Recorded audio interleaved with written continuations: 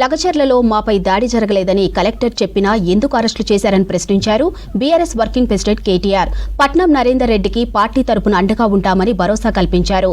ఇక జూబ్లీహిల్స్ నివాసంలోని మాజీ ఎమ్మెల్యే పట్నం నరేందర్ రెడ్డి ఇంటికి వెళ్లి వారి కుటుంబ సభ్యులను పరామర్శించారు కేటీఆర్, మాజీ మంత్రులు.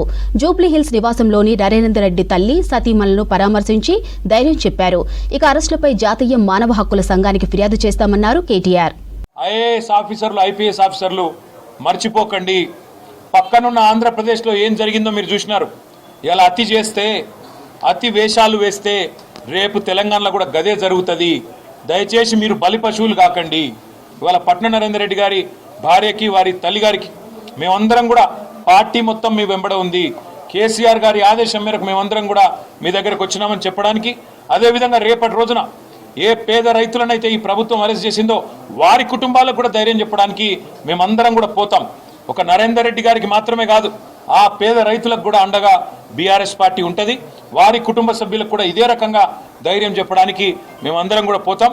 ఎవరు అడ్డుకుంటారో, ఎందుకు అడ్డుకుంటారో, ఎందుకు సెలెక్టివ్ రూల్స్ ఉన్నాయో ఈ రాష్ట్రంలో తప్పకుండా డీజీపీ, చీఫ్ సెక్రటరీ కూడా చెప్పాల్సి వస్తుంది. ఇంకొకటి, ఏ రైతులనైతే గిరిజన రైతులని కొట్టినారో, ఏ రైతులనైతే చిత్రహింసలు పెట్టినారో వాళ్ళకు ముందే ఇప్పుడు మెడికల్ ఎగ్జామినేషన్ చేయాలి మేము డిమాండ్ చేస్తూ ఉన్నాం. ఖచ్చితంగా ఒకవేళ కనుక ఈ మానవ హక్కుల ఉల్లంఘనలు ఆపకపోతే జాతీయ ఎస్సీ ఎస్టీ కమిషన్ దగ్గర కూడా పోతాం, జాతీయ మానవ హక్కుల సంఘం దగ్గర కూడా పోతాం. ఈ అంశాన్ని వదిలిపెట్టాం. ఈ రాష్ట్రంలో ఉండే పౌర హక్కుల సంఘం నేతలు కూడా నోరు విప్పాలని చెప్పి నేను కోరుతా ఉన్నా.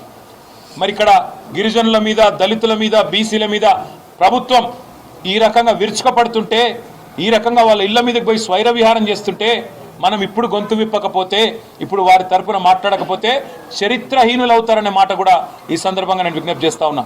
ఈ రాష్ట్రంలో ఉండే ఇతర రాజకీయ పార్టీలు కూడా ఖచ్చితంగా స్పందించాలి. కమ్యూనిస్ట్ పార్టీలు కానీ, బీజేపీ కానీ, ఇతరులు కానీ ఇట్లాంటి అరాచకాలకు మనం అడ్డుకట్ట వేయకపోతే ప్రజాస్వామిక తెలంగాణగా ఉన్న వాతావరణాన్ని ఈ రకంగా కొంతమంది తమ స్వార్థం కోసం చెడగొడుతుంటే మనం చూస్తా ప్రేక్షక పాత్ర పోషిస్తే రేపు ఇదే ప్రమాదం మీకు కూడా వస్తుందనే మాట కూడా నేను వారికి కూడా